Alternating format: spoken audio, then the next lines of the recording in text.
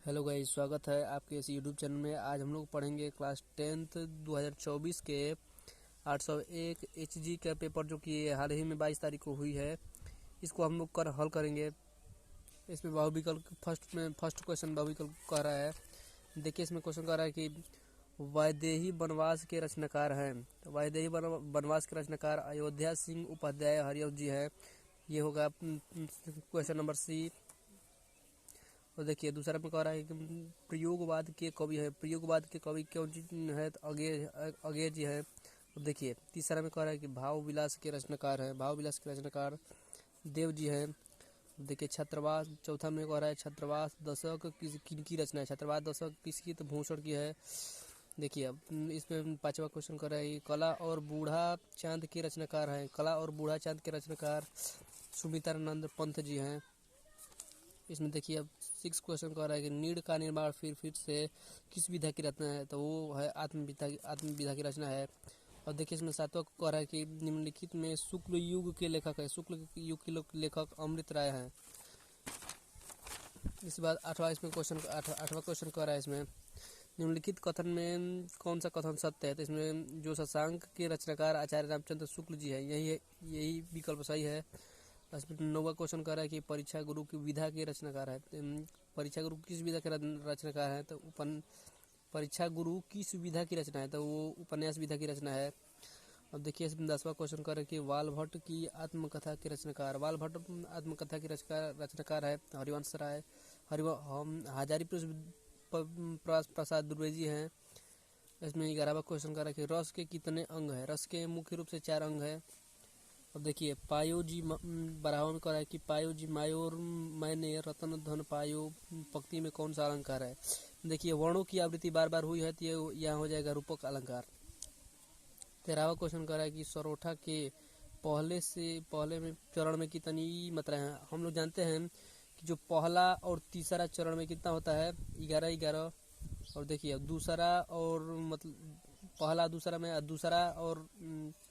पहले और तीसरे में 11-11 होता है, और दूसरा और चौथा में होता है 13-13। तो इसमें पूछा है कि पहले चरण में कितनी मात्राएं होती है? पहले चरण में कितनी मात्राएं होती है? तो हम अभी बताया कि 11 होती है, तो इसलिए विकल्प नंबर सी हो जाएगा सही।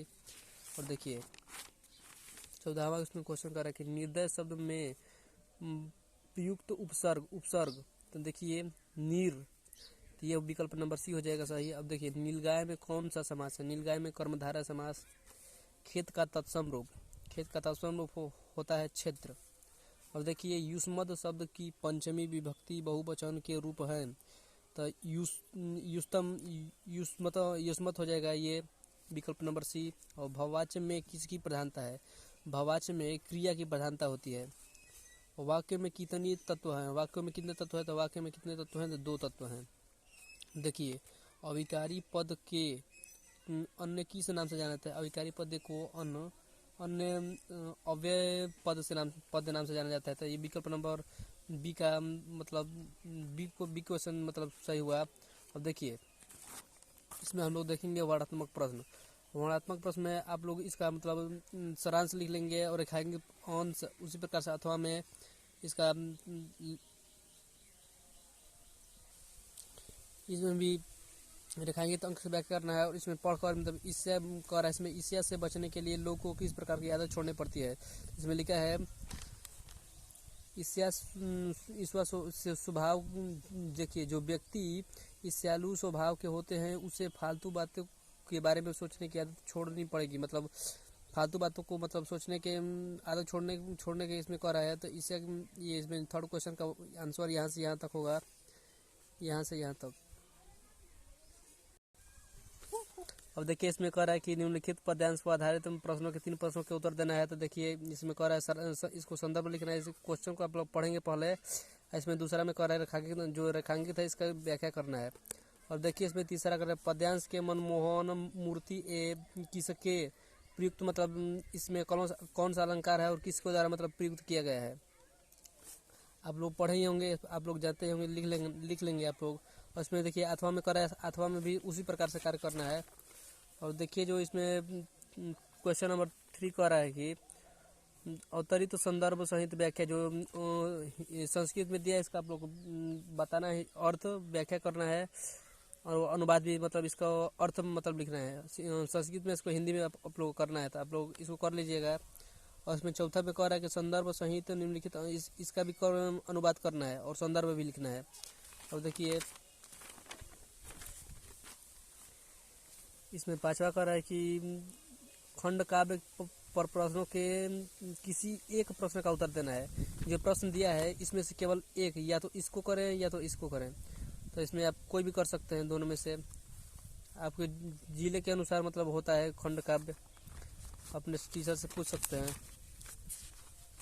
इसमें 6 क्वेश्चन कह रहा है कि निम्नलिखित लेखकों के एक जीवन परिचय लिखना है। तो देखिए इसमें जयप्रकाश भारती, पद्मूलाल, पूर्णलाल बख्शी कर सकते हैं और जयशंकर प्रसाद, या जयशंकर प्रसाद को आप लोग आसान लगेगा, इसी को कर लीजिएगा।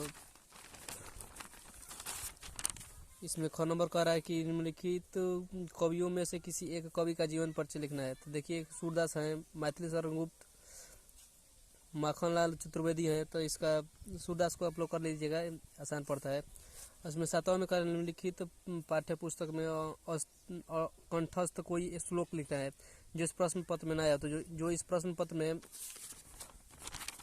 देखिए हम लोग ये जो है दिया है, इसको आप लोग नहीं लिख सकते हैं क्योंकि ये पेपर में आया हुआ है। अब आप लोग जो याद किए होंगे उसको लिख लेंगे। और देखिए इसमें 8वां में कह रहा है कि इस क्वेश्चन को इसका आंसर बताना है, 2 नंबर का है ये। 9वां क्वेश्चन कह रहा है कि निम्नलिखित किसी एक निबंध का निबंध लिखना है। तो देखिए विज्ञान वरदान या अभिलाप, और दूसरा में नारी सशक्तिकरण, और तीसरा में स्वास्थ्य भारत अभियान, स्वच्छ भारत अभियान है। और चौथा में कह रहा है कि छात्र और अनुशासन, तो ये छात्र अनुशासन आपको आसान पड़ेगा, ये इसको कर सकते हैं। उसमें लास्ट क्वेश्चन कह रहा है 10वां में कह रहा है कि अपने जन्मदिन पर मित्र द्वारा भेजे गए उपहार के लिए मित्र को धन्यवाद पत्र। आप लोग इस पर एक धन्यवाद पत्र लिखेंगे। और इसमें 8वां में कह रहा है कि राज्य परिवहन निगम के मुख्य प्रबंधक को बस चालक के अप्रशासनिक व्यवस्था को उल्लेख करते हुए शिकायत, एक पत्र लिखना है शिकायत के आरोप पर। यदि आपको यह वीडियो अच्छी लगे तो कृपया सब्सक्राइब करें, लाइक करें एवं बेल आइकन को दबाएं।